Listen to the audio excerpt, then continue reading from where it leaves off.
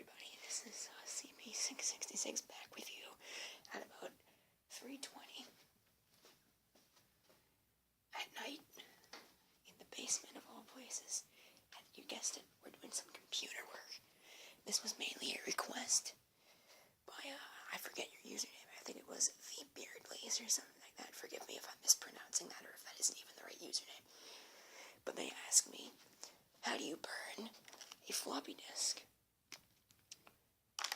So I have a wonderful floppy disk right here that we're going to use to demonstrate that.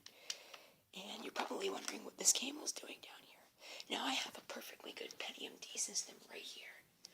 And this Pentium D has a floppy drive in it. But as you might have guessed, it also has a video card in it, which requires the 3-pin power connector. So I can't use that.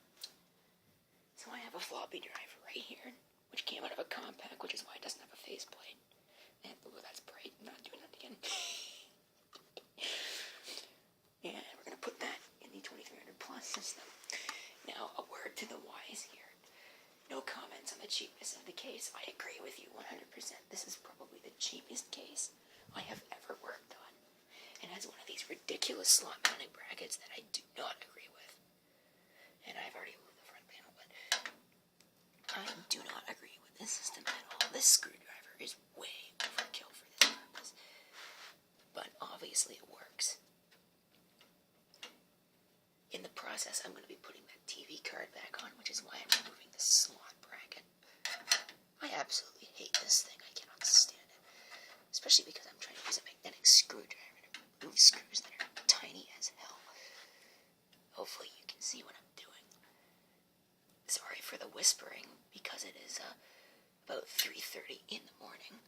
I'm trying not to wake up anybody, and even though I have the door closed and I'm going to be making noise in a second when I power this thing up,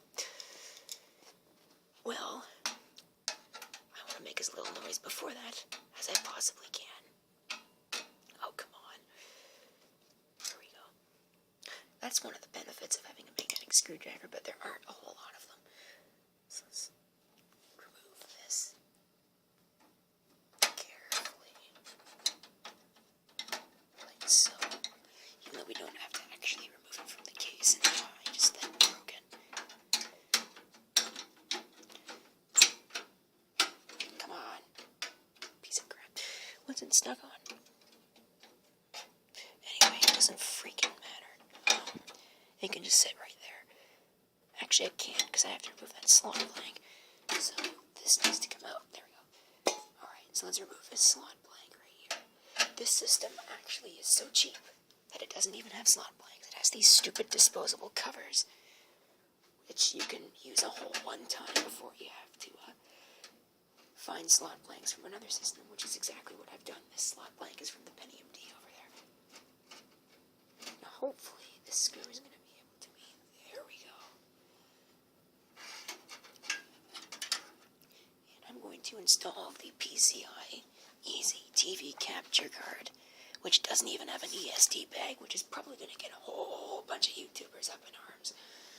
But there you go. That shows to you how much of that I actually care about.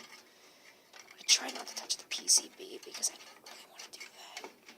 But I might have to because this stupid thing is being a pain in the butt.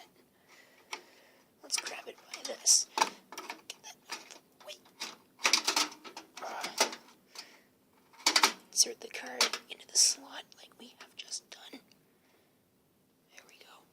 Now hopefully this is not broken and I can simply put this screw in and hope that this is going to work. Well, maybe I can't put the screw in. You never know.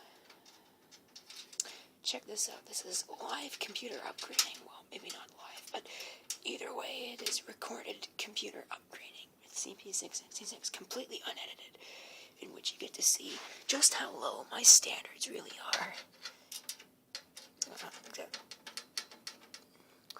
Thankfully, there's no foul language being uttered right now. Check this out. This is like freaking tinfoil metal. This is terrible. No.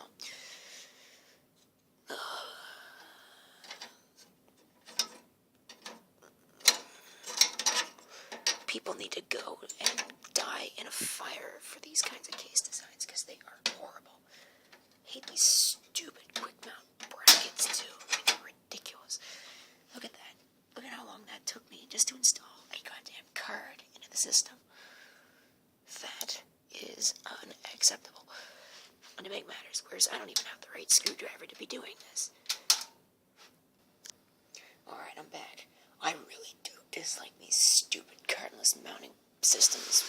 Oh, I will say that. And we won't get any further into it now. If I'm doing this right, I should be able to just pop this out and have it go snap on me, and I guarantee it. It's exactly, oh, maybe not. We'll pull that hood. Then we'll grab our floppy drive, which I have so conveniently not even tested, so I have no idea if it even works. Hasn't been used in years, but we'll find out. Insert that into the system.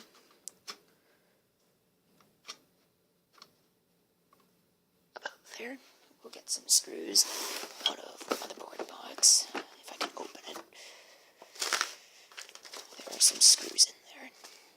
Let's see if I can find, because there used to be a floppy drive in this system, but maybe there. Oh, we'll just have to grab some screws out of the bag.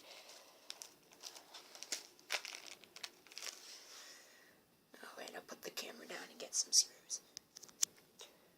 Alright, apparently I got a couple too many, and I don't even know what kind of screw I need. These flat ones. Alright, I believe these will do. So we'll put in 2 of those. I put one into that socket. Actually, we'll try this screwdriver because this might work a little bit better.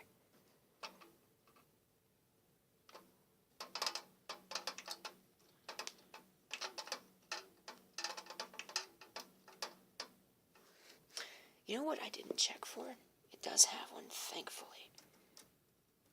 But it's all the way over there. Now, how useful is that? That is not very helpful. That's the boot drive. So what I'm going to do is remove this drive here, take this power connection and attach it up here. I'm going to just go ahead and yank these power plugs out.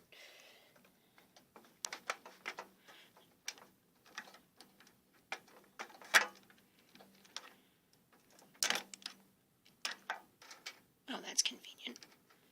Too bad it's not very useful. Oh, I won't need a CD-ROM drive. What do I care? I can just yank the CD-ROM, put a power plug here. Somehow, if it wants to actually do it.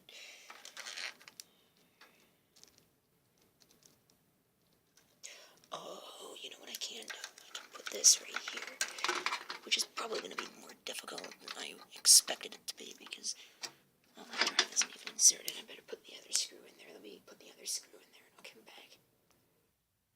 Alright, let's put the power into this.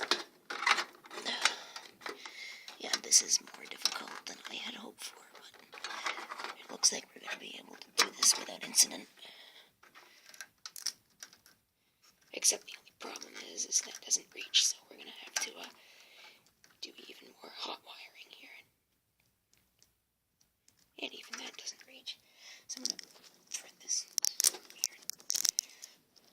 I'm going to put it in here. Wow, we're really doing some hot wiring. Well, I don't know which way these came. I should know this, but I don't. So hopefully, when I'm doing this, I'm not doing it the wrong way. But you'll get to see first and foremost if I blow something up. Which I'm probably going to do, or if it doesn't work, because it could. Okay. I believe I'm going to get lucky here, and it's going to go in. It's going to have trade lines, so I don't do this the wrong way. Even though I'm very obviously doing it the wrong way anyway. And I'm going to have somebody point that out in the comment section. It has been a long-standing statement by myself that real computers have PS2 ports and floppy drives. So I've installed the floppy. I've put the case on. I haven't tested it. So we'll see if something goes boom or if this works. Now the power supply's off and I'm going to have to finish hooking up the cables, but unfortunately I don't have a PS2 mouse that actually works. So at the moment I'm just using a Lenovo cheap mouse because that's what I happen to have handy, but as proof that I want to wake up the entire household, I'm using what is quite possibly the most tactile feeling and the loudest Rubber-Dorm keyboard I have ever seen.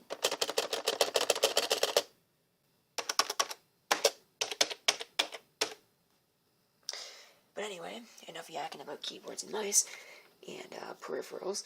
Let's go ahead and finish hooking up the rest of the cables and see what happens. Alright, that should be everything ready to go. Let's power up the monitor. We have no power. Well, that would probably be why everything is unplugged. Let's fix that by plugging in our devices. What was that one? That was the monitor. Alright, the monitor's going to protect more. Come on. Let's grab the computer plug, which is this one. Plug it in. And power up the power supply. See what goes boom. It's our keyboard initialization. Let's power up the computer. See what explodes. It would appear as though it's working perfectly fine. Let's go into BIOS. And it worked. Okay. And the date and time is an hour off. And a little bit, but I'm not going to worry myself with that. This is a 144 megabyte drive. Escape to abort that. Exit saving changes. Save current settings. Go ahead and do it. Let's see what goes boom. I should just see the floppy drive here. Now, isn't that a familiar sign? Windows XP Professional. So we'll have to see if the floppy drive actually works. I have no speakers hooked up, so I can't get serenaded right out of my pants and wake the entire household up, but this keyboard could certainly do that. And I'll show you that in operation when the system boots up. But what I'm going to do right now is I'm going to get a floppy image all ready to go. And I don't know how I'm going to transfer it over to the other computer because I didn't get a thumb drive. Oh, I'm sure I'll figure something out. Actually, first, let's log in here. See if the floppy drive works.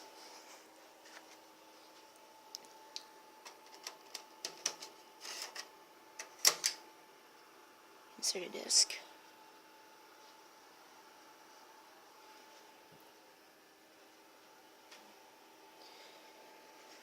Yes, I am up to nefarious things at about, well, it's actually almost, that's not too far off, it's almost 4 o'clock. Man, this thing is slow.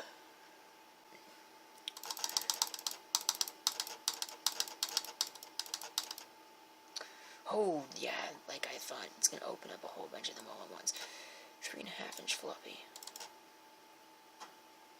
I can hear it reading something. And there we go. It found stuff. Alright, go ahead. So now I'm going to get my floppy disk image ready. And, oh, that's why it's not... Well, let's snooze it for an hour. Go ahead. Semantic antivirus. I'm going to get a floppy disk image ready. I'm going to go find a thumb drive to transfer this over with. And I'll come back when that's done. I'll tell you what, when you're up to nefarious things at about 4 o'clock in the morning, it really pays to have an LED light for your keyboard. And I'll tell you something else. Despite that being a cheap case, this camera does not do a very good justice of it. But that thing has 2 suns for LEDs on that for those front panel indicators. That is the power light you're looking at right now. And like I said, the camera doesn't really do it good justice, but that is freaking bright. It's almost unnecessary. And I'll tell you one more thing. You know, in the past, my father has taken a look at my YouTube channel for various things, so maybe he'll take a look at it in the near future and spot this video of me doing nefarious things at about 4 o'clock in the morning with a 2300 plus and a ThinkPad T42p. Wouldn't that just be awesome?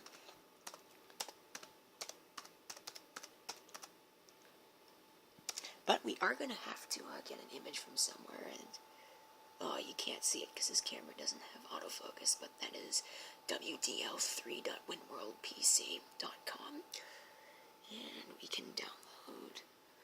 Why not? Let's pick something that it'll be able to do. Let's pick an application, shall we? An old application, one that will fit on a floppy disk. You know what? Let's go back. Let's go back and actually pick an OS that we can burn, or a boot disk. Yeah, DOS 622 boot disk. Gonna go ahead and plug this in and watch the sparks fly. It's only a USB device. We'll see how long it takes for that thing to install a driver. Oh, not at all. Boom, that actually was quite quick. Alright, let's open that up and take our files, move them to a place that is more appropriate, like in my documents. Close this and run this and hope that I can install this program. Name. Hit next, see what it does. Oh, it doesn't need one. I'm going to be uninstalling this after I'm done anyway.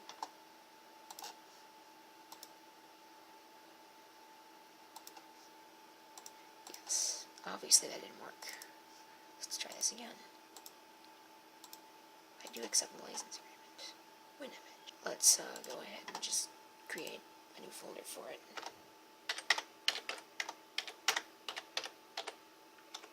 Because I don't freaking care where it goes, I'm just going to do that. Let's see if it works. Bam! Take that. Do not install file disk, because I don't freaking care. Let's run it. Alright. So, we can read a disk, we can write a disk, or we can open an image. Which we're going to do. That's music. Oh, okay. So let's take this out of there. Put it right here. So that's what we want. MS.622.img. There's our files. What we can do is format and write the disk. Yes. So what you should see is it working.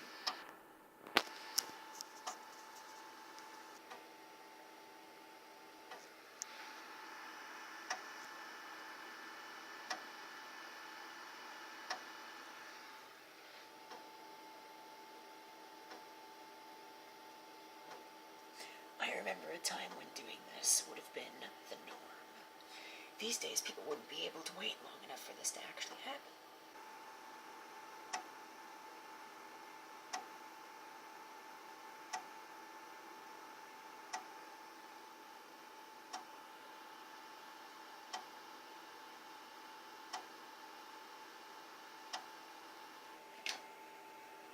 Just about finished. Alright, so let's close this. I don't know what's going on here, but this monitor looks to be out of, it must be ClearType. ClearType must be turned on, which is annoying. Let's go ahead and read the disk. See, it's faster when it's reading.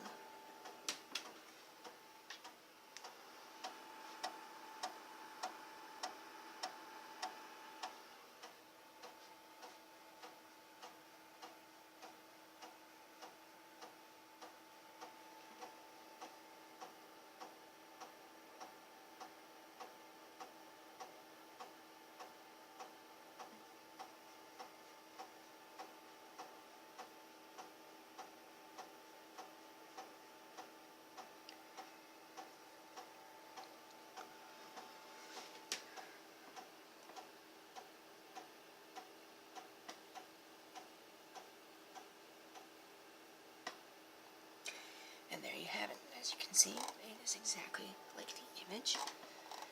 And there you go. That's how you write a disk image to a actual floppy disk. You take the image, you grab any program you want. I use WinImage because it's just the program that I've been using for a while to create disk images. So I figure, well, why not start using it for the actual creation of disks? So thank you for watching. If you have any comments, feel free to leave them down below. And this is CP666 signing off. I hope to see you next time. Till then.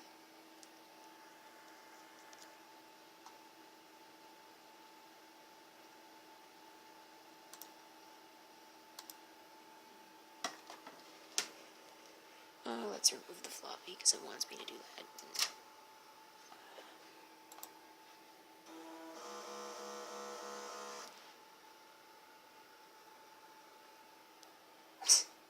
Anyway, reboot please.